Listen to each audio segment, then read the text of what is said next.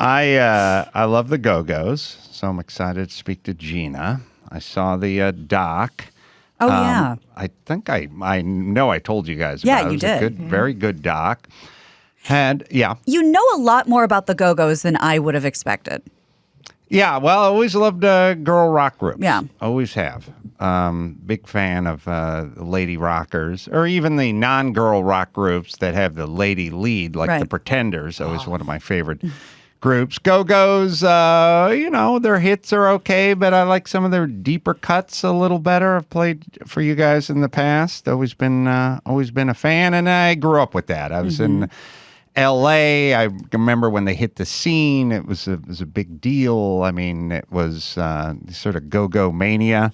Kind of, the story's interesting. They couldn't really play their instruments. They were kind of more in the punk scene at the very beginning, and then they all got caught up and took the world by storm. So lots of stories with that. I was actually watching a doc.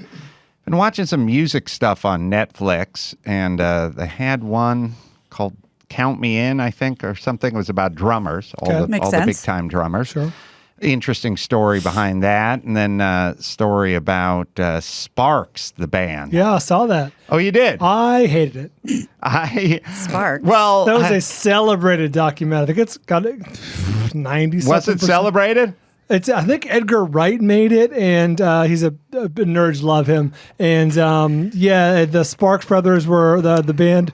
Fuck, what was the band called? It wasn't called the Sparks Brothers. It was called... Yeah, it was. Well, they eventually just became Sparks. But they started off as, I don't know, the Henchmen or something. They had some sort of name. I got to... Friel is the last name, or something like that, right? Like it's like Ron and Mail. Ron and Mail, Ron M-A-E-L. Yeah. Right. Yeah, and that shit is for fucking nerds.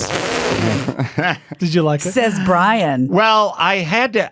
First off, I'll say this. I like all docs. Like I really just do. To me, it's like classical music. I like classical music. Some I like more than others, but in general don't turn my nose up at classical music because the thing about docs is I feel like I'm learning something. Right. I'm with you. So I know a lot more about the Mail Brothers now. I know everything about the Mail Brothers and Sparks, but I didn't. Some docs are entertaining and informative. Some are a little more informative than entertaining. Some are more entertaining, and they don't really. They're not as informative. I sort of look at entertainment is kind of you look at it as a waste of your time or a good use of your time. And I think if you're entertained, when you go to a movie, you carve out 2 hours. Sure. I mean, and not to mention the money. You got the sitter, that's $1,200. Parking. You got park $900. Right. There. What, are you going to go without dinner? Popcorn and a soda. You're $1,400 at least. now. The tickets, those are $2,300. You're applying for loans. So you're in mortgage. with the sitter, with the dinner, with the popcorn, you're at $9,000. Yeah. Right. So, Minimum. and you want to be entertained for that money. Yeah, it'd be nice. Not preached at. No. Right. Not lectured. No. But you go in to see a movie, you spend 2 hours, and you go, I wasn't that entertained. So once you're not that entertained, then you kind of go, well, that was kind of a waste of my 2 hours. That's a loss.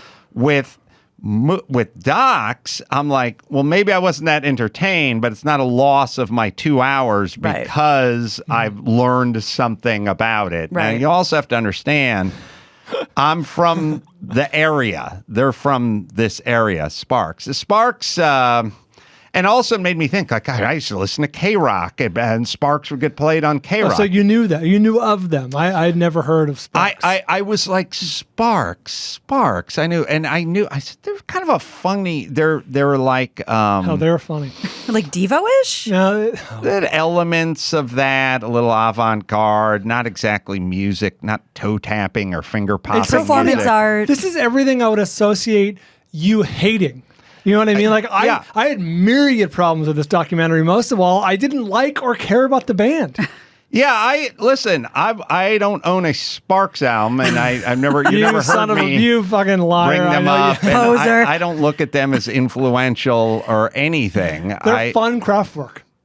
Oh, Yeah. now we're talking. They're silly craft work. Yeah, they're sort of. Yeah. They have They kind of have the playfulness of Cheap Trick minus the good music.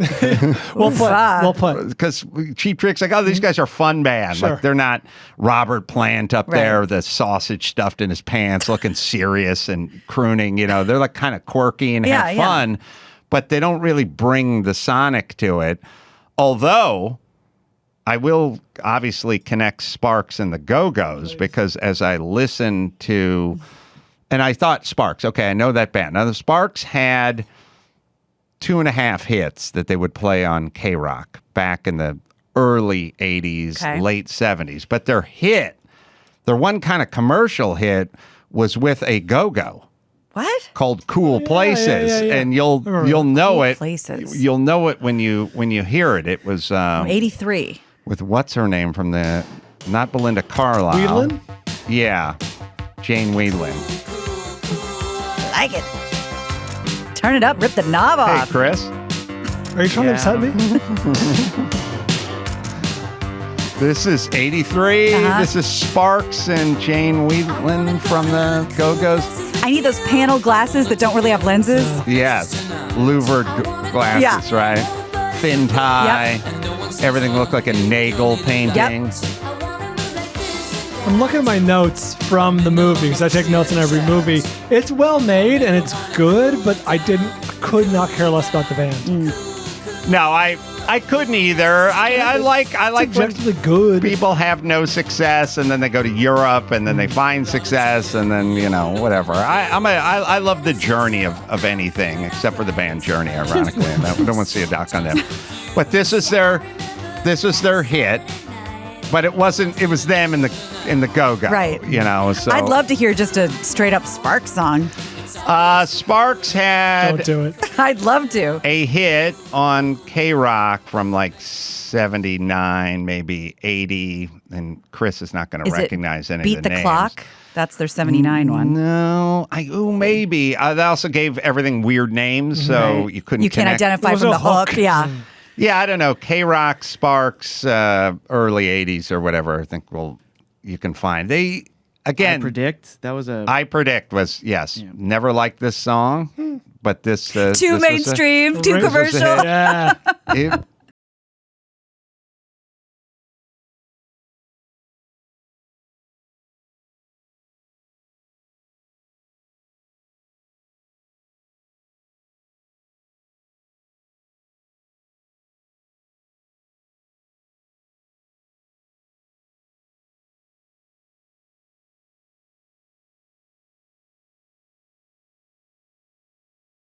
Objects to is what I object to, which is people have to sit around and wax poetic about how influential this was and I'm saying it's derivative. How they change things and then whatever. It actually, your problem with Sparks is my problem with John Waters. Like, just make a good movie. Sure. Don't give me all the kitschy, I don't get it because he's got a penciled-in mustache. It's a commentary on... Okay. Brian's exhausted by this song. I really am. This is taking life out of me. Turn it off. Brian can't afford it.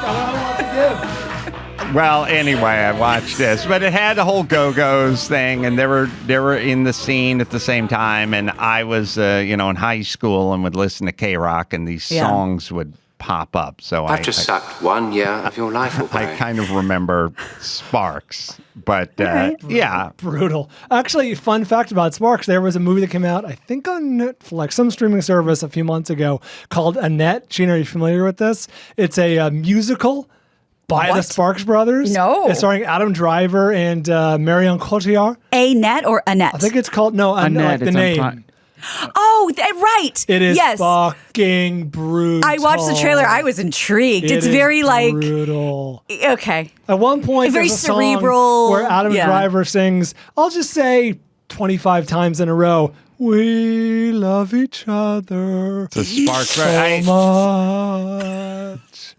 All right, we get it. I gotta see this.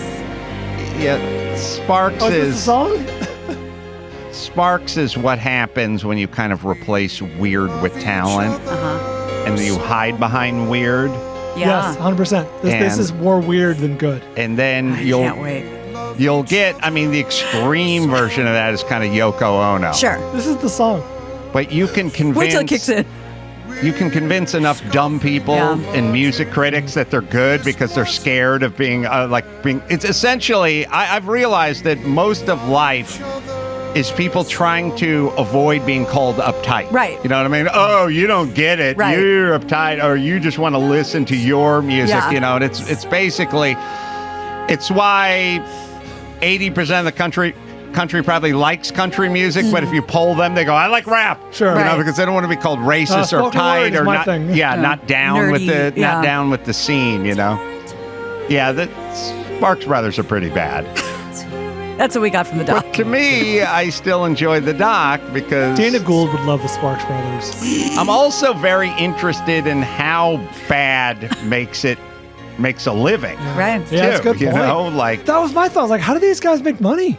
that you They're go. constantly getting dropped by labels. You go to Europe and you get on Top of the Pops or something, and then that's how you Yeah, do ask it. Hasselhoff. All right, so we will. Some songs are legit better. We Oh, can wow. ask Gina Schock if she's, sparked or shocked She him probably, over. probably loves that band.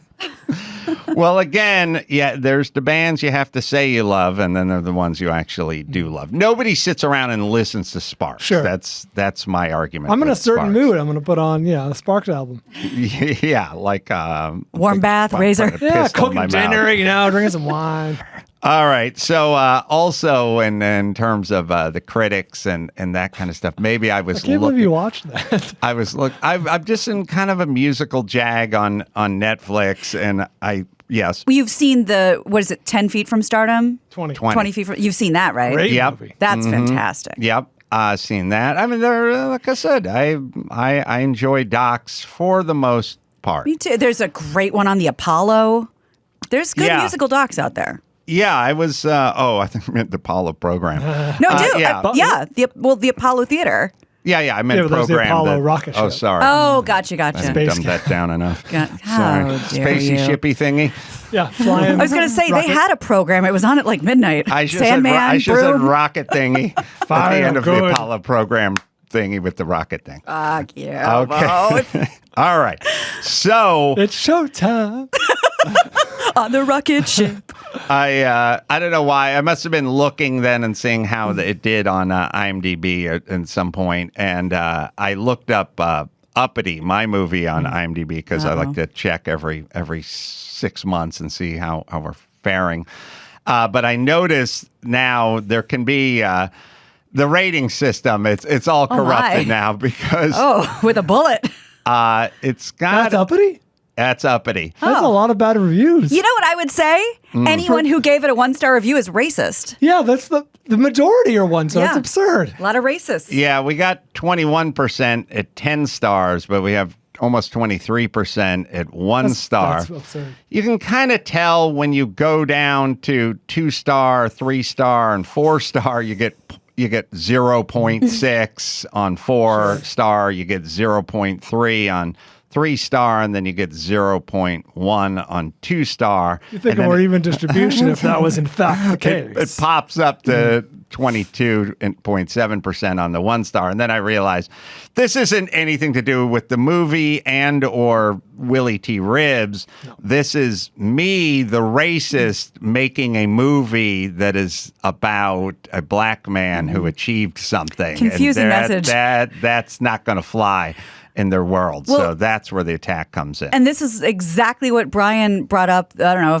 a couple weeks ago, with like the troll bombing or whatever. It's Sure, like the people with the 1-star clearly did not watch the film. I'm guessing a vast majority of those 177 didn't bother watch. Or they did, and they still did it this way. Yeah, I mean, it's not, they don't think it's 1-star. That's just my name is on it. And I realized I had to sort of, it's interesting, and that's kind of where we are now, but it's also, I went back and looked at some of the other ratings from some of the other movies I had, and they don't have the 1-star troll. You get the 7% or whatever, but you don't get the overwhelming majority as 1-star. And I really think that was fucking with their narrative, and it confounded them. And I think that's where the lash out comes from. I think the fact that if I just made a movie about Al Unser, another race car driver, Sure. they'd be like, you'd get some haters on there, but you wouldn't get the overwhelming You didn't majority. capture the real Al Unser. It was the racist making a non-racist movie that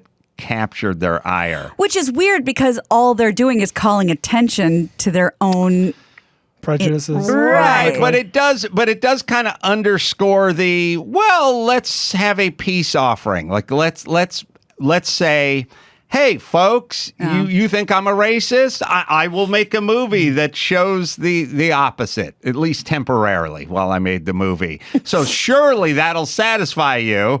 And it's not that. It's fuck you. Double down. We're going harder. Yeah. And if you say double down, it may be quadrupled down in the shit department. But now...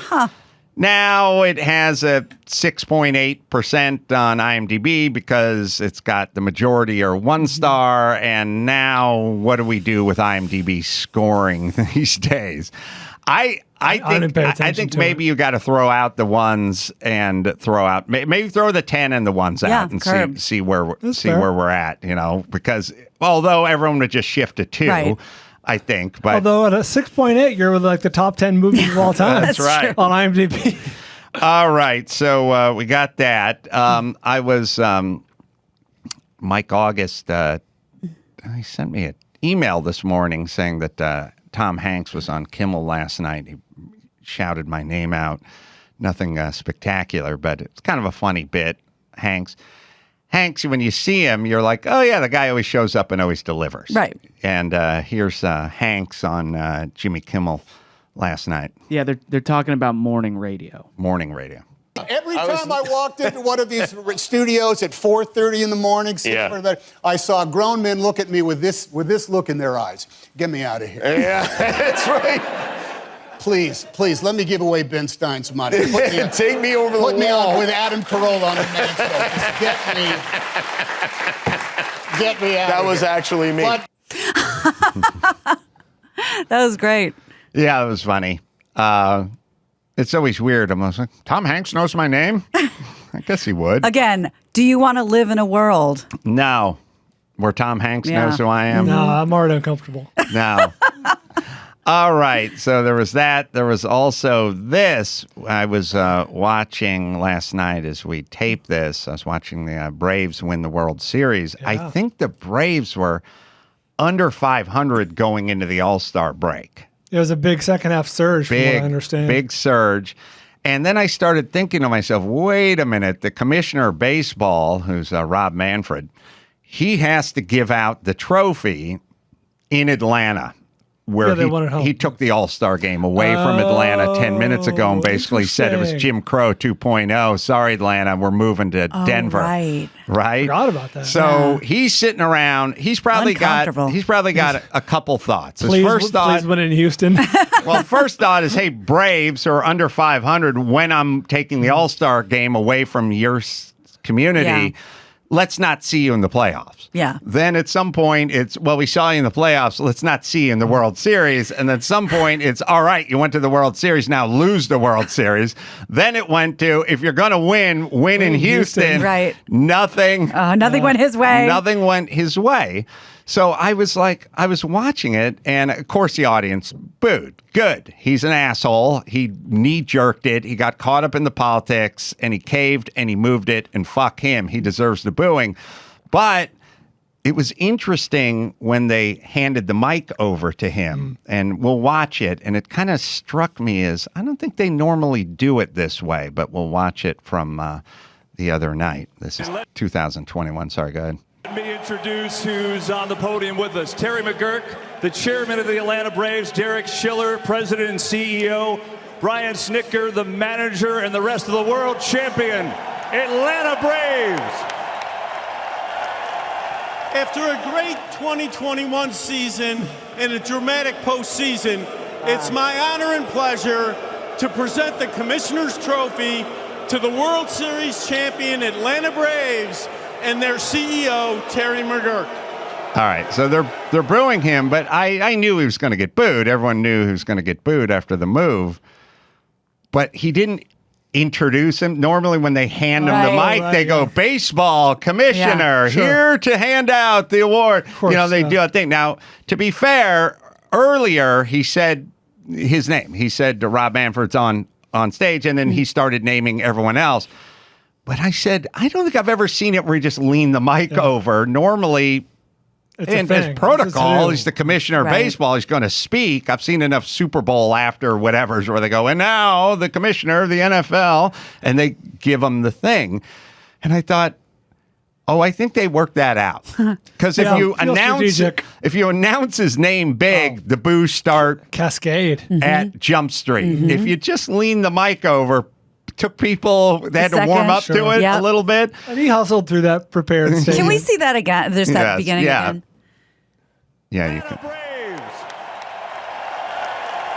After a great 2021 season, if you notice, put on pause real quick. Postseason. They slipped the mic while the audience was still cheering. Maybe that'll bleed into the top of this one. So I said to Chris, well, now I want to do my due diligence. Like, maybe this is a baseball thing. It doesn't make sense to me, but maybe that's the way they do it. So I said, just pull 18, 19, and 20 and see if they announce the commissioner. So. And while we're pulling that up, did you notice the smiles on everybody else's faces? They fucking loved the booing. Yes. Here it is. Sorry. Here's is 2020. 2020. Let me start with the commissioner of baseball, Rob Manfred. All right. Introduced. That was, now we'll go to 19. This is all you have to do it. You don't know. Commissioner Rob Manfred is here, and I know we have some hardware commissioner. You want to say a few words for us? It's my distinct. Yeah, that's the way you do it. Now 18, just to go back 3. It's time for the commissioner's trophy. Rob Manfred, you're up. Well, the Boston Red Sox. All right, so they do it. Yeah. They didn't do it. Yeah, they knew. They knew it. But it was interesting. I didn't hear anyone else bring it up. Everyone's just like, "Oh, he got booed. He got booed," and everyone knew he was going to get booed. But I was like, they didn't bring his name up, which is interesting. And they slid it over right in the middle of that cheer. You're right. Brian's right. They went, go Braves, and then boom, over. Something interesting about the Braves that I heard with the Tomahawk chop. Yeah. That everyone thinks is a old Braves thing because of the Braves. Yeah. And now you got to look this up, Max Paddock, because I'm going to do this on the fly. But I had heard that didn't come from the Braves being the Braves. Okay. Which is like, well, how's that not the Braves? Chiefs. That is from when Deion Sanders went to play for the Braves. Okay. And he was a two-sport guy. He doesn't get it's a lot of Bo Jackson talk, but Deion Sanders, man, I mean, he played in a World Series game and a NFL game in the same weekend or something. I mean, it's crazy what that guy did. I heard that it started because he was a Florida State Seminole. Oh. And the Seminoles at Florida State, by the way, the Seminole tribe has signed off. They went, yes, please, thank you. This is kind of us. A salute to, Yeah, so you never hear anything about the Seminoles, the Florida State. They were talking about the Braves and the Indians and stuff like that. Yeah. Florida State has the endorsement of the tribe. They're pretty involved. They're like, we like this. Yeah. This is good for our business. So when he went to Atlanta, they started doing the Florida State Seminole chop as an homage to him. I don't know if that's on the website or not. Just Wikipedia Tomahawk chop. And it says, is a sports celebration most popular by Florida State Seminoles, Atlanta Braves, and Kansas City Chiefs, and the English Exeter Chiefs. Okay. And the chop has been performed at the high school level where, So it started with Florida State. Yeah. But see if there's a connection, as I heard, between Deion and the chop for him as a homage to the Florida State thing. The Tomahawk chop was adopted by the fans of Atlanta Braves in 91. While some have credited Deion Sanders for bringing the chop to Atlanta, it was, Now, this is weird. It was Braves organist Carolyn King who started playing the tomahawk chop. I feel the earth. The very same. I feel it. Did you know she was an organist for the Braves? I had no idea. King started playing the tomahawk song before at bats for a few seasons, but it caught on when they started winning in 91. That's according to Wikipedia. Yeah, that would coincide with Dion getting there. Right. I think they were doing it for a little bit before that. Well, we can delve deeper into it. Well, it was certainly solidified. Yeah, no one noticed because they were terrible. Dion. Right. All right. Chris also brought this up, which I didn't know, but he said SportsCenter Instagram was not really posting anything about any pictures about the Braves or anything before this actual World Series win. Like they were kind of tamping it down too. I don't know why, but so what a conspiracy. On their Instagram, they post multiple pictures a day about any sports story, but they didn't post anything about the World Series. The last thing they posted was the Dodgers being eliminated in like a sad picture of Mookie Betts. And then they went like 10 days not posting a thing, one picture about the World Series. But so you can see until last night when the Braves won. Well, it's a look, stance. Tough shit, Wokesters. The Braves won. I know you didn't plan it that way, but they won the World Series and they won it in Atlanta. Yeah. And there you go. So some people are saying it's because they don't have anything to gain because it wasn't airing. I was on about to ESPN, say, what network did it air on? Because they're Fox. big into self-promotion, right? They're not going to promote but I mean, it's else's SportsCenter, so you would think. I mean, they've posted other things. They put like here's some of the things they did post during the 10 days. Ooh, what's that? Squirrel got on the field, running and scoring a touchdown. Oh, that's student great. Section. We have a Squid Game post in real life. We have Iman Shumpert. Getting a 40 for 40 out of 40 on Dancing with the Stars. Wow. We have Zion's anime outfit. Well, these are huge sports stories. You can't bury these leads. Yeah, this is not the World Series is kind of a fringe sport. LeBron's Halloween costume. Freddy Krueger. We also, Chris found another football drop before the end zone. Yeah. I saw those, Yeah, guy Charlotte. breaks away. White guy? No, okay. First off, look at the speed, man. That's a good point. He's pulling away. I love looking at Gina's face. This one was really early. This is like on the 3. Yeah, What a dipshit. he went early. Yeah, Oh my God. he just. Everyone's just so pissed.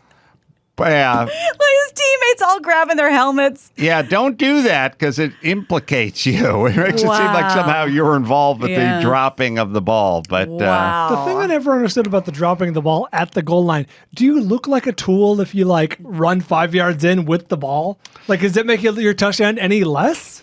Is it like walking away while the bowling ball is still going and you get your strike? There's an element of that walk-off home run, where you don't sprint to first base, I agree. Well, I will make this. I think there's a balance, which is we've all seen the fullback who never touches the ball, who does the misdirection down on the goal line, and they throw him the flare pass, and he's holding the ball with both hands, and he runs 6 yards. He sprints for 6 yards past the goal line. And that guy, he wants to be safe. So he looks like he's never been there before because he really hasn't, and that's that version of it. This, I guess, is the opposite of that. So there's some logic to it, but not really. You've been there so many times, you can afford to be nonchalant. It's happened. Hubris. It's happened enough, and it's just another step and a half. All right, let me tell you about Tommy John. End of the year starts. Well, they got a sale. It's going to start now. It's a mad dash. Everybody wants to get to the end of the year. They want to get their holiday shopping in. And Tommy John wants you to know there's a softness season as well. Start with a new pair of Tommy Johns, man. Breathable, lightweight, moisture-wicking fabric with 4 times the stretch of competing brands. Feel the same comfort wearing their luxurious, soft loungewear on top. So comfortable and good-looking, you can and will wear them anywhere. Tommy John doesn't have customers. They have fanatics. Over 16 million pairs sold. It's cooling off outside now. You get the lounge wear, so comfortable around the house. You can go out in it as well. Wearing my Tommy Johns right now. It's the best pair you'll ever wear. It's free, guarantee, right, Dawson? Get 20% off your first order right now at TommyJohn.com/Adam. That's TommyJohn.com/Adam for 20% off. TommyJohn.com/Adam. See site for details. All right, we'll take a quick break. Be right back after this. It's time to check Adam's voicemail. Eighth man, Greg in PA. Brother, I cannot wait to come and see you at Glenside, play at the Keswick next weekend. This is a bucket list for me. Bringing 2 friends. Hope you get to shake your hand after the show. All the best. Kill it, my man. The code word is Mississippi Riverboat. Be good, brother. See you then. Peace. You can leave us a message at 888-634-1744. I was, thanks. Yeah, I'll see you guys at the Keswick on Saturday in Philly. And they're almost sold out in Baltimore. Maybe a couple more tickets for the late show, but I think the early sold out. I was trying to think of the Sparks band that was, we're kind of talking about kind of the novelty of Sparks at the beginning of the show. I'll tell you a novelty band that was sort of Sparks ilky that'd probably bother Brian as well. Let's hear it. Oh, there's also part of the doc when one of the guys in Sparks, a band member, not a Spark brother, said like that he liked Blood, Sweat, and Tears or something, and they did the oh man, we can't have that guy in the band. It's like, yeah, because he likes good music. Right. He likes horn-driven, robust, real. Yeah, fuck him. It's not only do we have to worship at the altar of the people that make shitty music, but then they have to poo-poo actual good bands. And he said, "Oh, Brian, you must have snapped a pencil." Or maybe you're so enthralled in your note-taking session that you didn't. But he said, like, what's next, Chicago? I was pissed at that. Yeah, right? Brian took this doc personally. Yes, it was. They're just inoffensive nerds who were just doing their own thing and fucking off the whole time. Like, all right, whatever, people like it. Then they attack the great Blood, Sweat, and Tears and Chicago in the same breath. It's on. It's on. How dare you. There was a band called Wall of Voodoo. Oh, I'm on the Mexican radio. Yeah, Remember them? Yeah. They had maybe that hit, maybe another half hit. Again, KROQ would have been the only one to play Wall of Voodoo and Sparks and all that kind of stuff. Very Rodney Bingenheimer back then. Yes. Yeah. But Wall of Voodoo was another one of those kind of weirdo novelty bands. You didn't really like them. But you didn't turn off that song. No, you didn't turn off catchy. Mexican radio. No, it was passable and fine. All right, Max Zapata, we got some calls up there. We can take those. Somebody wants to be a ball puller in Philly or outside of Philly. I don't know if I should go to my dad's old house in South Philly and be nauseated anymore. I'm trying to think. Last time I did that. Let me know if you do that, because when we go to Portland, I'm going to go to the house that I was born in, and I don't know if it's going to fuck me up. So tell me if you end up going to your dad's house. You guys tell me. I was doing some radio this morning for sell some tickets for Keswick, and if I'm pronouncing that right, you guys tell me. Okay. So I realized, and we've talked about my phone not really working that well in my office. Yeah, once or twice, but it works like a champ at night, but I've realized the morning radio calls, it doesn't work in the morning. It goes bad in the morning. So then I walked barefoot. It was 52 degrees outside, out to the patio where it did work. And at some point, the DJs, who I like, they said, let's do, all right, you're going to do the ball pulling thing on Saturday night? I said, yeah, I am. He said, all right, let's try it out. I said, okay. Pimping. It's 8:03 and I'm barefoot in the backyard and freezing, but okay, let's do it. So he throws one out.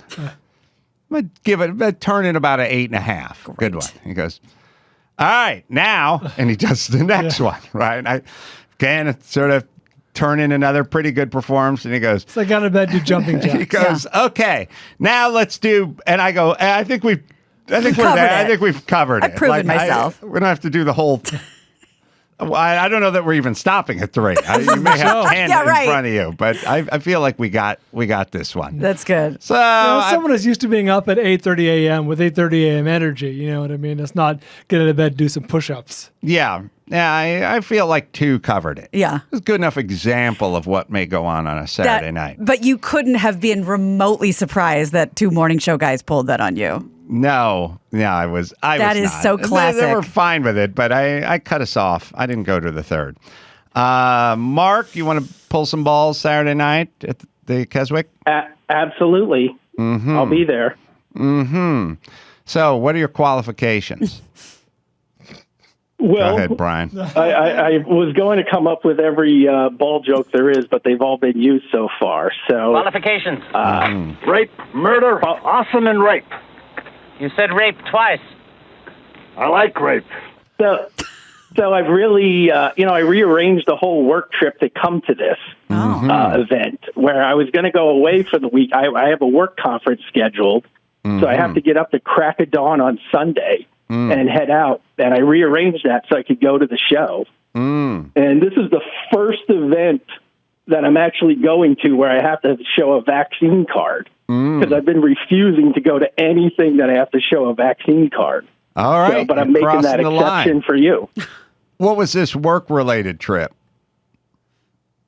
So I had to go to Las Vegas for a conference, and it starts up Sunday. Mm-hmm. So but I completely flipped it when I saw you were coming to town. So I'm catching the early morning flight out on Sunday morning so I can do both. Oh, really? Wow. Because I wasn't going to miss you when you come to the area. You don't come out here this often. We'll probably see you at the airport because I think we're getting out pretty early on a Sunday morning as well. So Mark is vaccinated. Mark has a vaccine card, but he's making a moral stance not to go anywhere that requires him to show said vaccine card. I think that's what he's saying. Absolutely. It's nobody's damn business. But for this one, I will make that judgment. I'll make that leap. Wow, I don't scoff. You're a hero in my mind. So you showed them. You showed them. I'm fine. I don't like all the government overreach either. I really don't. I'm with Mark on this one. But we have a lot in common politically. So all right, but you are going to come out, and you do commercial real estate. Yeah, I do small business lending and commercial real estate loans through credit unions. Do you do appraisals? Do you work with an appraiser? We do. We work with a lot of appraisers. They're a pain in the ass. Yeah. And but yeah, we do work with a lot of appraisers. Here's basically how appraisers work. You go, I have this thing, this collateral. You know what I mean? Let's just say it's a house. Okay. And you go, I want to use this as collateral so I can get a loan from a bank. And let's just say the house is worth $1 million.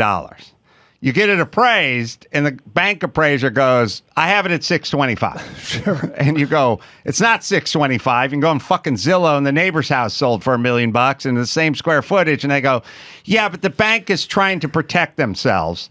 So we come in low. And then my thing is, what the fuck is your job then? Yeah, why are they allowed to have their own appraiser? Yeah. Obviously, it's the wackiest system in the world. That's very mafioso of them. It's essentially like this: if the $1 million house is appraised for 1.2, then the bank is overexposed. Right. But if you appraise it for 7, you're not going to get burnt because it's worth $1 million. But it's the person that owns the house. How about a fucking accurate appraisal of the fucking property? Yeah, I get why they're doing it. I just can't believe they're allowed to do it. Mark Garagos told me he bought some Catskills resort or something. He goes, of course. He goes, he had it appraised recently for like 3.7. He said, I have a $20 million offer for the property. Like, that's how the fucking appraisers roll. And my thing is what do we need you for then? What are you doing? And it's not up to you to shave 33%. Just fucking give us the price, and then the bank can decide what percentage of the home's value they would like to lend up to, although that may be set already. Right. So what they're doing is they're lowering the actual price. It's fucking nuts. I'll give a layman's example. Let's say you get in a car accident and the insurance company says, okay, we'll appraise it, but you have to go to our guy or it doesn't count. And they're like, the car's fine. Right. Or it's got insane. $10 damage. Right. Am I overstating this, Mark? The worst part of it is if multiple people make offers on a home, and if 3 people offer $1 million on a home, they won't say, "Oh, it must be worth $1 million." They say, "What did it sell for in the past?" Oh, on my record. God. Not what it was at an auction where multiple people established a fair market value. Wow. And it all goes back to the Great Recession when they went way too far. Now all of them are scared. Right. I have a question for Mark, because I was just talking about this with a friend, and you're in commercial real estate, so you might have an insight into this. Obviously, the Great Recession of 2008 was because people couldn't pay their, couldn't or wouldn't pay their mortgages. Reached a tipping point, and thus we had the housing crisis, and everything fell off because of that. At least in LA, Mark, and I don't know about other parts of the world, but there are a lot of empty storefronts that have been, seem like they've been empty for 18 months. Now, I understand that typically the people who invest in these buildings have a lot of money, and maybe a few months of no rent isn't a big deal. But is there a tipping point at which rent, not paying, not getting income from rent is going to affect the economy? Yeah, and what you're seeing is it's not that people aren't able to pay the rent. It's that the space is empty and nobody is paying rent. Right. The big issue right now is if you have a store, sometimes over the past year and a half, people said, you know what, I can sell a lot of stuff online, right, or working out of a warehouse, or if I'm working at home where I had an office and I'm sitting in sweatpants now. So do I need all this space to do the same thing? Thanks for putting on the sweatpants to make the call. Appreciate it. All right, Mark, I like that you've altered your travel plans. So, that's good. You played some high school football? Yeah, I grew up in the coal region of Pennsylvania. Oh, like Tom Cruise and all the right moves. And you know what? I always say basically where I grew up is picture all the right moves, and that was my hometown. Amherst it was Pike. Everything. Wasn't it Amherst Everything Pike? Revolved around high school football on a Friday night. So and we were nationally ranked every year. Wow. What position did you play? I was a guard. Okay. Me too. Not glamorous, but okay on the offensive side of the ball. All right, hang on, Mark. You're in the running. You're in the running here. We have Sam, our OnlyFans guy. He's the mechanic who poses naked as well. Refuses to get fully hard. Sam? Oh, that's right. Hey, guys, what's going on? Good. How's the OnlyFans thing treating you? Oh, it's super. 70 grand and keeps on moving. Wow. So, that's $7,000 a month? No, 70 grand. Oh, 70. Total. So you're at a total of 70 grand. Wow. Correct, yeah. I mean, if you add on the portion that OnlyFans takes, I think I'm at 95 grand. Wow. All right. Oh, that's his net. Yeah, they got to wet their beak. Right. Mark doesn't do storefront. Mark doesn't wet his beak. And a mechanic, right? Sam. Correct, Oh, yeah. sure. I actually took off for the whole summer and just started back up again at BMW. Wow. And the boys in the bays. I'm talking about the mechanics now. Oh, I thought you meant the boys and the bays, BAE. The boys in the mechanic bays. Do they know anything about this OnlyFans business? Everyone knows about it, and everyone loves it. Wow. It's like an old school mechanic shop, so everyone thinks it's hilarious that I'm selling dick pics online. Do they? Is there room on the OnlyFans? Because the gays have a lot of range. You know what I mean? They're like their bears and their twinks and everything. Is there room for a guy who doesn't look after himself as well as you do? You know, kind of a dad. For example, maybe kind of a casual attitude towards bathing. Dad bod, dad bod type. I'm sure there are. Yes. That's not Sam's I've gotten some of the weirdest requests, and there's people that are just into everything at this point. What's some of your weird requests? Off the top of my head, I think a few weeks ago, someone wanted me to position the camera in the bathroom and walk in and pretend like I didn't notice the camera at first, and then go like, "Oh, I didn't see you there." Guys, give stage direction. This is like this is paragraphs of like exactly like the way he wanted me to stroke my cock. Like, all right, right, and it gets really specific. A lot of like they just want butthole pics a lot of the time, or like jerk off, bits. It's most of them are not very creative, but some people kind of give you like a script they want you to follow. All right, hold on a second. Still just we'll do a reenactment. Brian, you're going to have to cover me with the typing sound. I'll be the guy who's sending this butthole, this long soliloquy about going to the bathroom. And then Gina, you be Minnesota mom. Sure. And you be in the kitchen, and you be calling me. I'm the husband. And you be telling me the casserole's ready, and it's getting cool. I got to head down. All right. All right. So, Sammy, Sam, what I'm going to need you to do for me is go ahead and take that. You got a GoPro? Speaking of going, let's talk about going number 2. All right. I'm going to take the GoPro, put it in a bowl. I really want to see the sphincter flex. Huh? Howard, the hot dish is ready, hon. I'm just working on I got some 401k tax-related stuff over here. I'm just kind of putting to bed. So You're such a good provider. Okay, well, remember, it's the sun's going down, so it's getting late. Yeah, just pop in the microwave. Okay, I just got a little more planning to do here for our financial future. We're going to be together forever. Thank you. All right, so take the GoPro. Put one in I imagine you have more than one GoPro. I want you to mount one on the shaft of your dick. I want kind of a POV, a penis point of view. Yeah. Hey, do you want the crumbled potato chips? Yeah. Or do you want the Ritz crackers? Yeah, they're both good. Which one you want? You surprised me. Oh, okay. Okay, all right. Anyway. All right, if you got a third GoPro, you can mount that on the sack, but back sack. I want to get a sort of coming and going kind of view. I want to see the GoPro walking into the bathroom. Dad, have you seen my GoPros? No, I remember last summer, weren't we wakeboarding with those? Yeah, that was a long time ago. Yeah, I know. It's getting cold outside. We should probably pop them up. Tell you what, why don't you go in the garage and look around for a good long time? Okay, we'll do. Okay, and just go ahead and knock on the door before you come back in. Okay.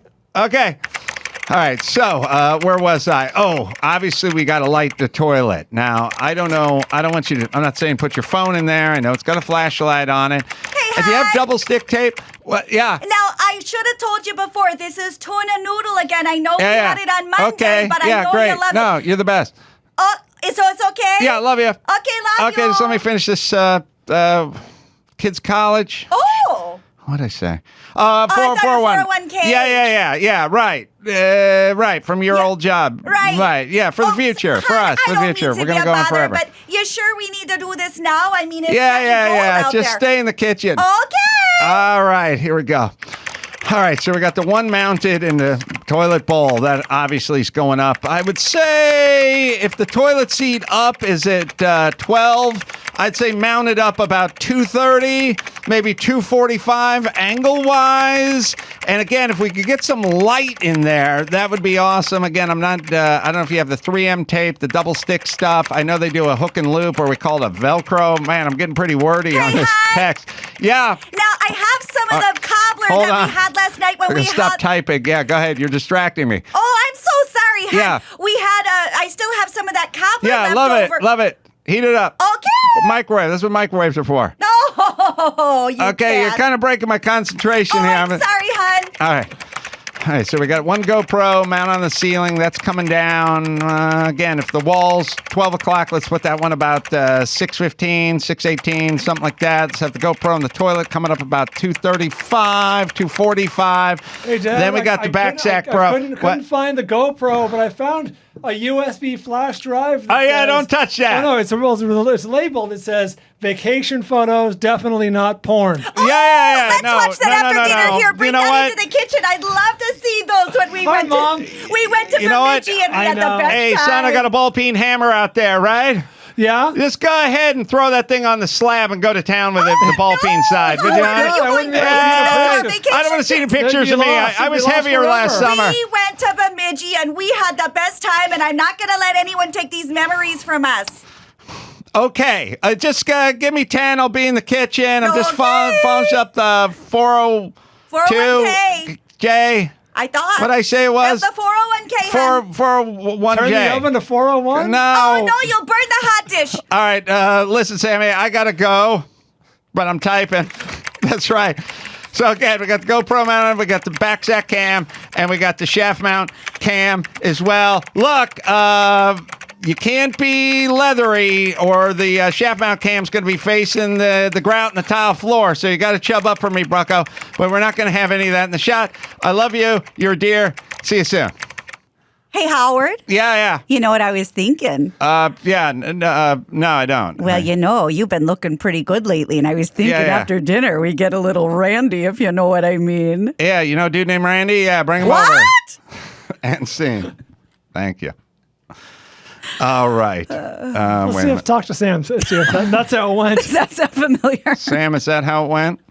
Well, it goes like that, and then my response every time is, I would love to do that for you next month after you send me a GoPro. And then they'll buy me a GoPro or an iPad or whatever. Yeah. Really? Awesome. Just drowning in GoPros. Yeah. The gays are the greatest crowd because everyone else is like, I got fucking Christmas coming up, and my daughter wants one of those fucking ponies that you can ride, the mechanical thing, and that's going to set me back. Like, they don't have any of that. Yeah, this is what is it? Income that's ready to go. Yeah, a lot of disposable income. So they'll send you out a GoPro, they'll send you out a tablet, send you out a bunch of stuff. I have like a whole Amazon wish list, and at one point my wife is just adding stuff on there, and we just come home and we just arrive to a ton of presents on the front door. Wow, it's been really great. Sam, I do have a question because I could see as a wife that she would actually it would be easier for her to look the other way if she knows that you're doing this for dudes, because you're clearly a straight man. Does she get bummed when it's for women, or do you even tell her? I don't really go on the actual OnlyFans site. That's what I pay my buddy to do. So he just forwards me stuff that I need to hear. Otherwise, I don't like talk to those girls anyway. It's nice to have that plausible deniability. Like, I heard you were flirting with some girl. Oh, nope, that was Kyle. I swear, I didn't do it. That's great. He's got it all figured out. When his wife asks him, he just blames me. So we have your Amazon wish list here. Ooh. Let's see, you got Oakley men's sunglasses. Glasses are kind of gay. You got Liquid IV. Yeah. Support the show. Smart. Need that. Yeah, I got your Red Bull edition variety pack of what, Mark? What is that? See. Oh, it's just Red Bull variety pack and then some Converse Chuck Taylors. Yeah, I think it's pretty spent up right now. What time? What an era we're living in. Sam, you got to aim higher, buddy. Yeah. Oh, all the good stuff's been bought already. Oh, wow. That's all that's left. Replenish. Yeah. All right, Sam, are you coming to the show anyway, regardless of whether you pull balls or not? No, I didn't even realize the show was happening until this morning, and then I texted Chris or messaged or DM'd him, actually.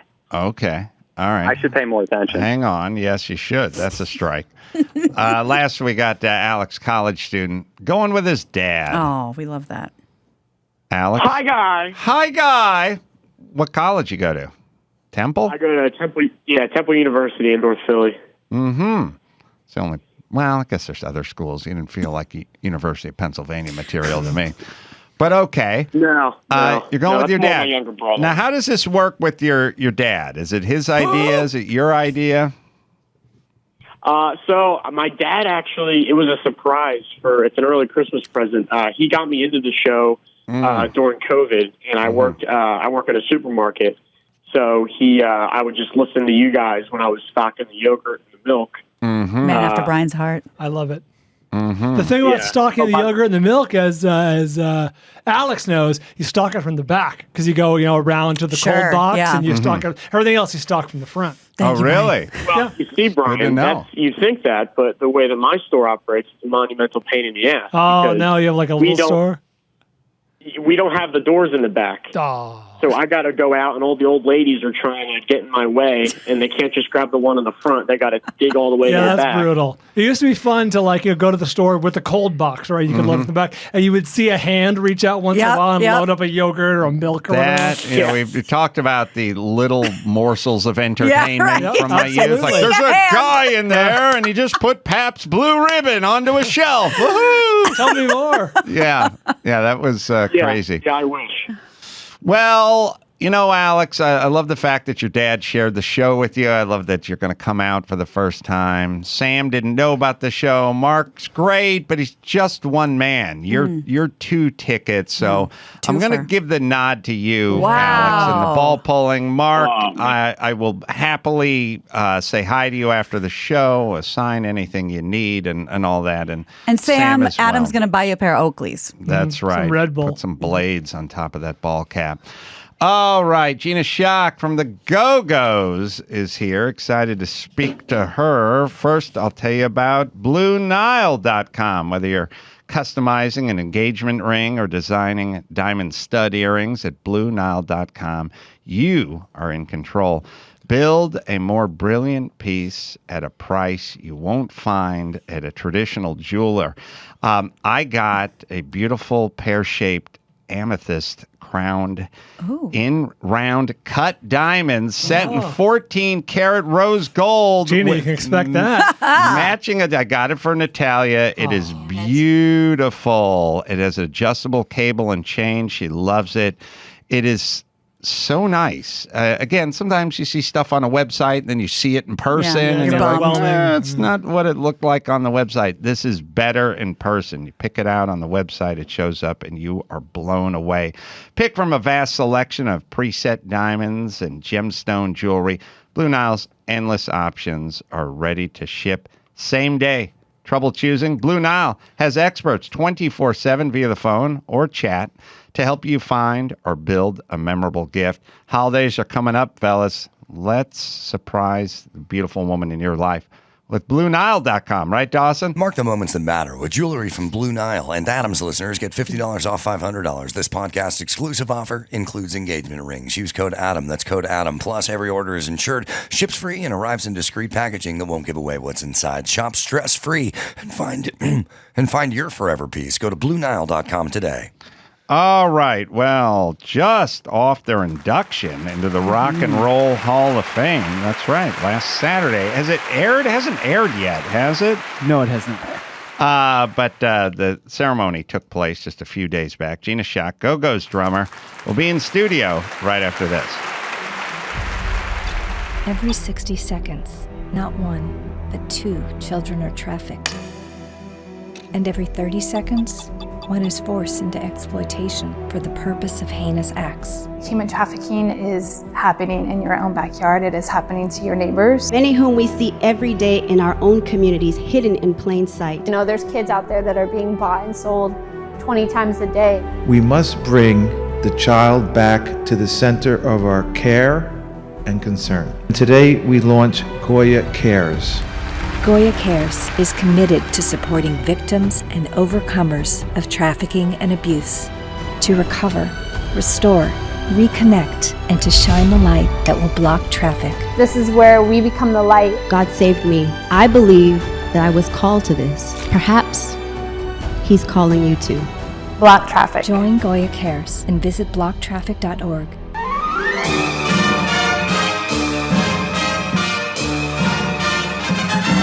It's time for Nicaraguan Name That Movie with Adam's buddy Oswaldo.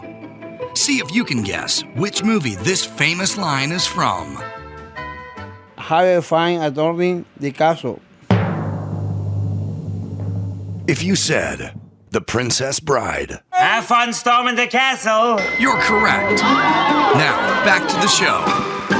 Well, Go-Go's drummer Gina Schock is here, fresh off the Rock and Roll Hall of Fame, so I've got questions about that. I saw the documentary. I've been talking about it. I love the doc. I grew up in L.A., grew up listening to KROQ, so, I got the Go-Go's early and often out here. Yeah. But you replaced the original drummer from 78. Is that when the Go-Go's technically formed? The deal was I left Baltimore in the beginning of 1979 after I had already been out here. Well, I'd been out here in 78 with Edith Massey from the John Waters films, the star of John Waters films. Just speaking about John Waters. Yes. I hate John Waters. You but hate sorry, him, but we got to go back anyway. So, Right. Edie, thank God, Edie's the person that actually I don't know that the Go-Go's would exist as we know them if it wasn't for Edie, because we put a band together and we played New York City, we played Max's, and we played LA, and we played San Francisco. And when I got back, I was 21, and it was like, I'm going to move. I'm making my move now. It's just going to happen. I'm going to do it. Got nothing to lose, and packed up everything I own in my father's pickup truck, my best friend from high school, all my vinyl, my PA system, my amps, my drums, everything in that truck, and moved across country. And I knew 3 people when I got there. Is a philosophical question, because everyone starts from sort of nothing, and then all of a sudden it becomes huge, and there's this kind of sweet spot. When it's nothing, it's not that sweet, because there's a lot of tired of eating top ramen, and who knows how this is ever going to end. And then some point you do understand, oh, this is going to work. This is going to work. And it's this great sweet spot. And then at some point it works too well, it works too often, there's too much, then a lot of dates and a lot of travel and a lot of stress and a lot of whatever, and then at some point just it kind of becomes a job and you lose that kind of newness, that relationships, like that first date when you're going, oh, this is really working. At some point you're arguing over taxes or something. Look, Adam, here's the deal. What call it what you like it. What I do is my job. It just is. I just happen to have the best fucking job in the world as far as I'm concerned. I get out there and I beat my brains out on the drums and come up with great creative parts, and I get to write songs, and I get to write books and get to have photo gallery exhibitions and all these sort of wonderful things that are happening. I want to plug the book. Well, of course that. But I'm just saying, there's so much out there, and the more you push yourself, the more you realize you're capable of. Or so that's been my case, and I am just like on cloud 9 right now, and especially after. Wow, this weekend and hanging out with all the folks that I got to hang out with. Oh, yeah. Made in Hollywood's the name of the book, All Access with the Go-Go's. It's available now on Amazon and wherever you get finer books. So, Rock and Roll Hall of Fame. You guys you're fresh off it. They haven't aired it yet, so I really don't know anything about what took place. It felt very surreal. I felt like I was somewhere hovering above all this, watching this person that's me doing this. It really was crazy, because you're hanging out with Paul McCartney,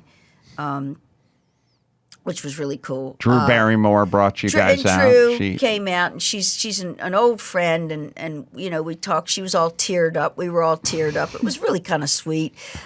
She's been through a lot of shit. So have we, and we all made it out the other end just fine. Just fine. Did you guys play? We did 3 songs. I'm assuming you did, but sometimes they don't. Well, we did Our Lips Are Sealed. No. I love Can't Stop the World. Come on. First of all, they told us what we were going to play. Really? Play the hits. Yeah. Our Lips Are Sealed. Vacation, Our Lips Are Sealed, and we got the beat. That was it. Of course. I mean, you knew that. We had other songs we wanted to do, but they were like, no, this is what. What did you want to do? Well, I wanted to do our latest song. Yeah, they never went the latest song. I know. You got to go. Nobody cares. You got to go deep cut. You can go older deep cut. I would have liked to have done This Town. It's always one of my favorites. Yeah, I like that song a lot. I think, the Go-Go's had songs that were commercial hits, but some bands have songs that are commercial hits, and they also have a lot of other songs on the album that you really like, and that's the kind of way I felt about the Go-Go's. Good. I'm glad that you felt there was more than just the what was being smashed in your face 24 hours a day. That there was actually something beneath that was worth really taking time to listen to. Can't Stop the World's one of my favorite Go-Go songs, which got a couple of spins, but not real, nothing heavy out here. Sure. Did anyone sit in with you? Did they have the whole the whole wrecking crew out there? We're in backstage. Drew's inducting us. We run up and we get on the mics, and everybody gets in their place. Count us down. We play our 3 songs. Get done. Drew comes out. hands us our little statuettes, and we say our thank yous, and we walk off and are just on cloud nine. Wow. Yeah, I saw some footage of like Dave Chappelle going out there. Oh my God, Dave! Wow. Woo! Dave is quite a gentleman. He's a really, really nice fellow. He was kind of loaded up, but goddamn, he's a good guy. Like he'd been smoking the weed. I don't know what, but he was Having a good He was time. a little loaded, and he was having a good time. And God damn it, why not? He's at a celebration. Let's have a little fun, and that's cool. And he's a great guy, really nice fellow. And I think I said Paul McCartney, hanging out with him. Really surprised me. Well, I've never met him, so I don't know why I'm surprised. But LL Cool J, he was like a real gentleman. Yeah, and he actually knew about the band, and it's kind of neat. Who's getting inducted too, right? Yeah, by Dr. Dre, I think. Dre inducted him. Wow. Taylor Swift was there. Yeah, she came out. She opened the show. Taylor did. Oh, really? Uh-huh. When does it air? I always look forward to seeing it every year, but I'm not sure when it airs. The 20th. November 20th. Oh, so soon. Oh, so it's coming up. November 20th. On HBO. I met Questlove, which I was super excited about meeting Questlove, because I'm like the biggest fan of everyone, but I'm especially a big fan of his because I love his style. He plays the way I play. He is all about the song.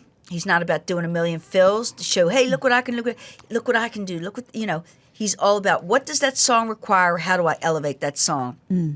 And so I'm a big fan of his playing. And I got to meet him, and it was He's the a nice coolest guy. thing in the world.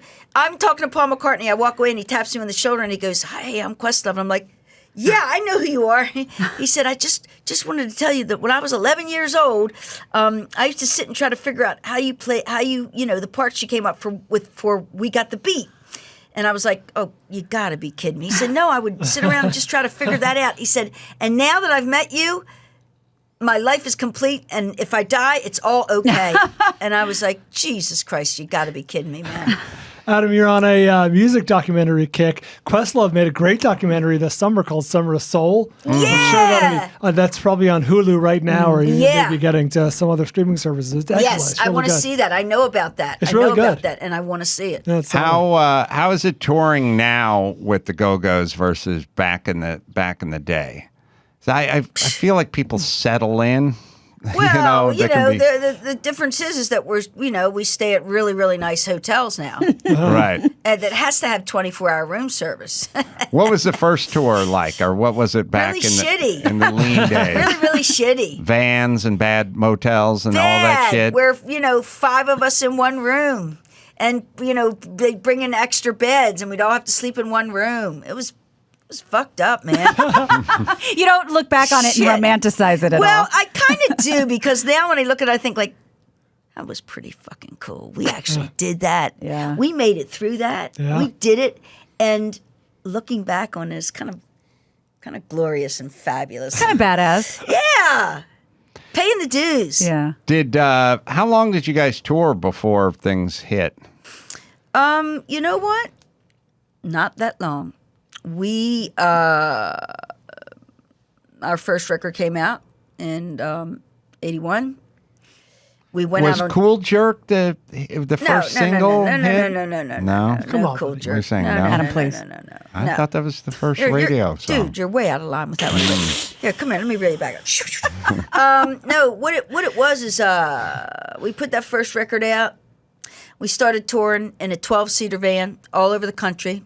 That was a lot of fun with the girls and our front of house guy and one tech to do the drums and the guitars. It was insane. And anyway, we destroyed that van. It was completely wrecked by the time we got done with it. It was destroyed. But we moved on to bigger and better things because Miles Copeland, who was the head of our record company, called our manager, Ginger Canzaneri, and said, Ginger, you guys feel like opening for the Police? Yeah, I think we will. Yeah, I think Is he so. related to that Copeland? Huh? Miles Copeland, Stuart Copeland? Yeah, they're all brothers. Oh, okay. That Okay, so made sense. Miles is the older brother, Stuart's the younger brother, and then there was Ian, the middle brother, who ran FBI, the booking agency. Oh. So there's a Police, FBI, and Oh, right. Yeah, right. Yeah, that's kind of cool. And the IRS. And so, Miles, great idea. We went out and we went from playing clubs all of a sudden to 18,000 to 20,000 arenas, seats that, fitted that many folks in it. And that was really exciting. But you know what? We were totally ready for that because we had paid our dues. We'd been to England and we had been spat upon. We had had glasses thrown at our heads and all. We'd paid our dues. So when we went out on tour in the States here, it was so much nicer, so much sweeter. And then to play in, those big arenas and walk on stage and the arena be, almost full.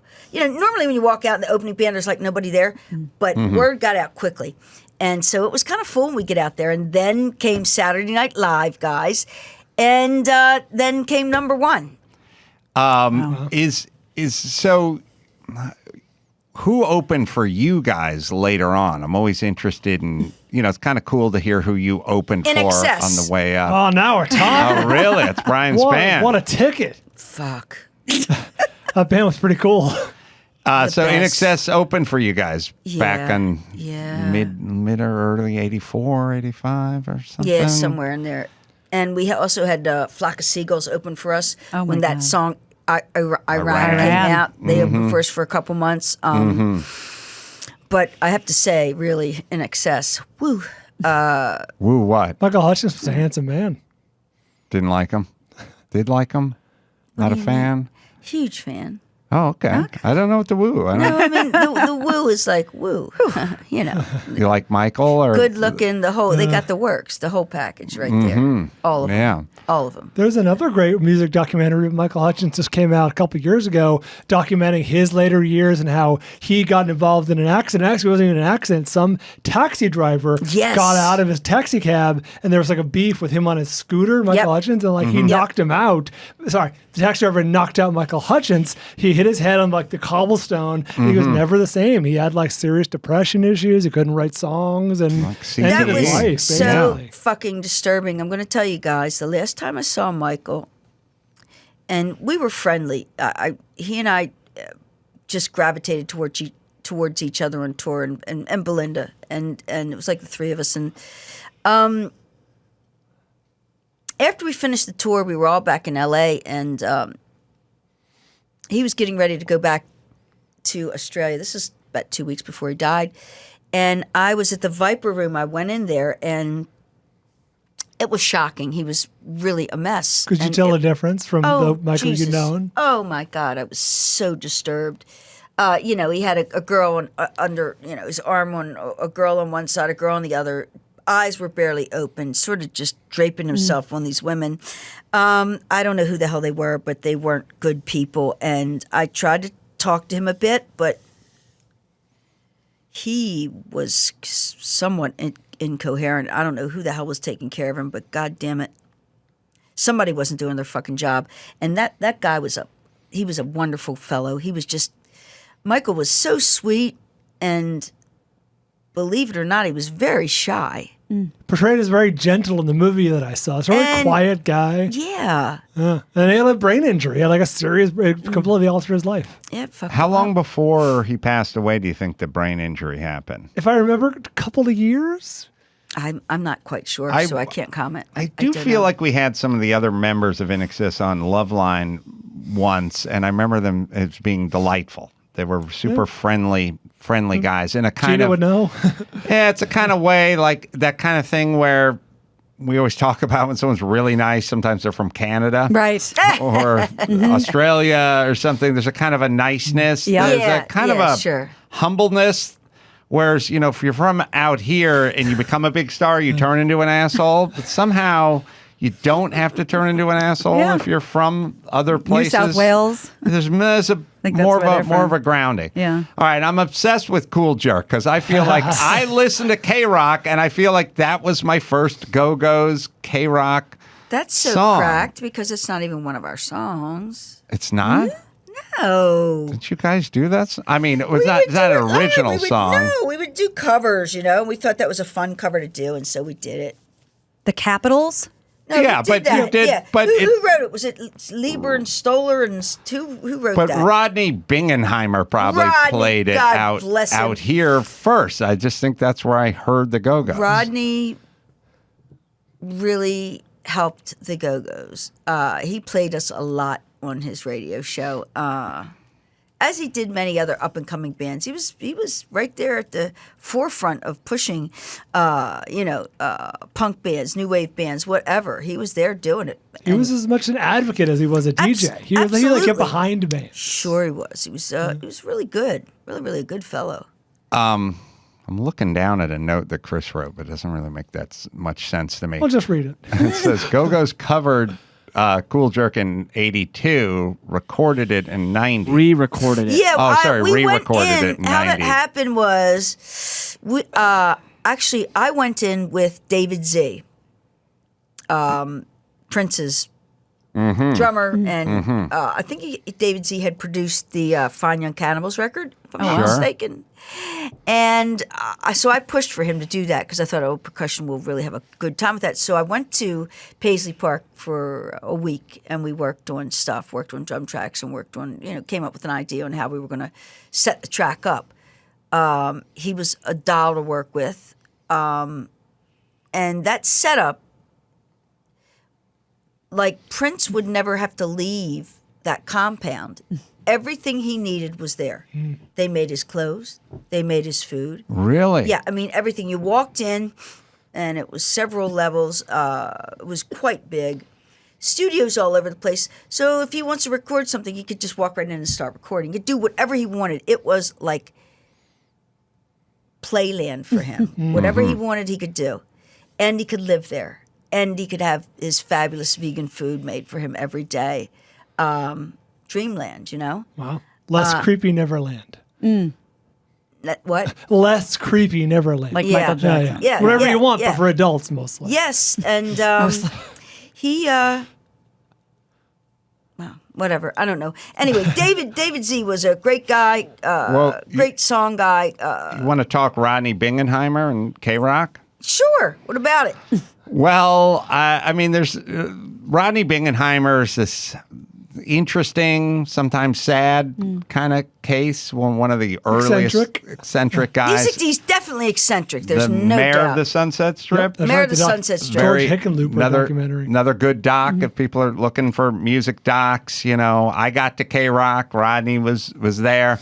Rodney broke many of these bands. He did. Yes, and he did. there's lots of stories about, KROQ used to be in Pasadena, and it was up above like a building, and people coming up the back stairs and knocking on the door. I and, remember that.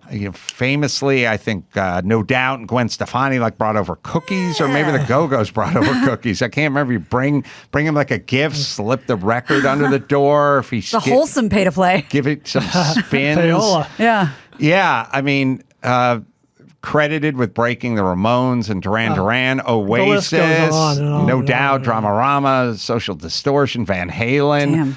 And so I wonder if you have any Rodney memories. I can just tell you that, Rodney is quite a character. And God bless Rodney Bingenheimer for being around, He's championed so many bands. And that is quite a statement on his behalf. He's just a strange kind of guy, but really neat. Yeah, if you Really have you neat. seen that? Have you guys seen the doc? I haven't. Yeah, Several times. I've I've seen it 4 or 5 times. It's got some pathos in it. Oh, yeah. Yeah. The part that always strikes me, probably because it reminds me of my own family, is he goes to his mom's house, his dad's house, and he's like, how come there's no pictures of me? Oh, And he's boy. like, we got, what do you mean, Rodney? We got They pictures." unearth a photo album, blow the dust off, and go, look, here's one. Yeah, it's like if you wrote 5 or 6 books and your dad had a wall of bookshelves and your book wasn't in there, which is my story, except for as if my dad went to my stepmom and went we sent Adam's books out for polishing, didn't we? Don't you? Are they in the car? Are they bronzed? Are they back from the bronzing place? Right. Are they back from the calligrapher? I was making a plaque. Where's we the have the lucite spot, case? yeah, I'll dust it off. let me check. I think they might be in the car, but it's that kind of they were doing that move that when you were poor and you get pulled over and you had no insurance, and the cop go, I need some proof of insurance and registration. And you go like, okay, let me go to the glove box. Yeah. And it's like, there's nothing in the... buying time. There's nothing in there. I've been robbed. Right. Everything's been stolen out of the glove box. Right. That scene where his dad and his stepmom were trying to find some pictures of Rodney in his house that didn't exist. It was like... Not doted upon. No. He had a crazy, sad, weird kind of life with a kind of a... You know what? Let me tell you, not so sad, not so weird, because you know what? He had a lot of young girls. I was going to say, yeah. He made up for it. A lot of young girls. Yeah. That were following him around and wanted to meet other rock stars. Wanted to meet, not that he was a rock star. He was the gatekeeper. Rock stars. Yeah. Right. And Rodney could get them to whomever they wanted to meet. Well, we all know the stories of the dude bands going on the road and having sex with all the townies. Was there Go-Go's version of that? Slightly. Mm-hmm. Yeah, I mean, come on, it just happens. I'm not going to sit around and talk about that nonsense. But, I mean, look, here's the deal. You know, you're 21 or 22 years old. All of a sudden, you're a rock star. You have all this money. You have all these people crowding around you, wanting to just touch you or talk to you or can I have your autograph and all that. And, you know, sometimes when you're out on the road and you get bored and we would start picking them. As you should. Picking the dudes from the crowd? Yeah. Pick him. He's cute. Bring him back. We did do from that. the stage? Yeah, we'd pick like out during the set? Yeah. Nice. Yeah, man. I love that. We'd pick them out. We'd get the crew, one of the road crews. I forget who was in charge of doing that. And then we'd bring them back after the show, and they would like cower in the fucking corner, mortified of us, so afraid of us. We are frightening together. And you know, sometimes things happen, and sometimes they didn't. Sometimes they ran, and other times they stayed. Really? Awesome. Yeah. So same as the dudes, the same stories the guys tell, the bands. I mean, guess, picking out the cuties. I mean, I guess, you know, it's different for everyone. Gender doesn't come into the picture as far as this goes with me. I mean, a rock star's a rock star. Yeah. Yeah. Right. No, I get it. Yeah, you're young, traveling. Yeah. In a van with 12 seats. Well, we were still getting a lot going on even then, but when we moved up to the tour buses, it was much easier. Did you have any good miserable gig stories back in the day? Just taking a sip of water, by the way. Jesus Christ. Do I have any miserable gig stories? Let's start another book. All right, let me hit Gina's leaning back. I want to know what year. I want to know the Go-Go's hits on KROQ because I'm not letting go of my cool jerk assertion. I still think that was my first. Go-Go's experience. People like Cool Jerk. I don't even know why. I'm so sick of that song. You got to stay up on the mic there. Well, you re-recorded it. Don't. Sick of it. We did it because so many people liked it, but I didn't say the band liked it. Okay. I like Can't Stop the World. That's me. But we did it when we tried to give it a more of a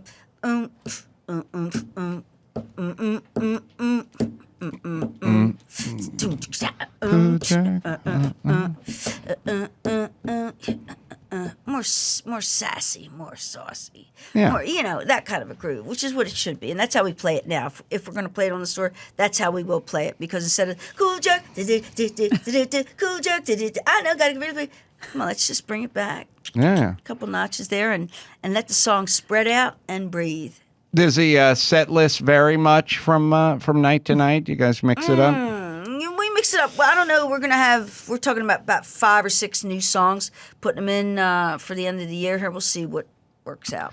Do you have people come up and jam or hang out? Like, you know, the Foo Fighters go out there? No, like when they play like Los Angeles? No, we don't. All right, let me tell you about Trico, and then we'll get on to some news. Over a century ago, Trico was the first to make wiper blades, and they've been a step ahead of Mother Nature ever since. Trico engineers study your specific driving conditions, and they'll be ready for anything. I don't care what it does out there. Whatever the weather, Trico wipers maintain maximum windshield contact. No matter what your driving habits, you'll always find the right wiper blade for your vehicle. I have them on my vehicle. Brian has them on his cousin No, Uncle. Beloved Uncle John. Said, go with Trico, the future of wipers since 1917. To find a store near you and see the latest offers, you visit TricoCatsAndDogs.com. That is TricoCatsAndDogs.com. It's like if you wrote 5 or 6 books and your dad had a wall of bookshelves and your book wasn't in there, which is my story, except for it's if my dad went to my stepmom and went like, oh, we sent Adam's books out for polishing, didn't we? Don't you? Are they in the car? Are they bronzed? Are they back from the bronzing place?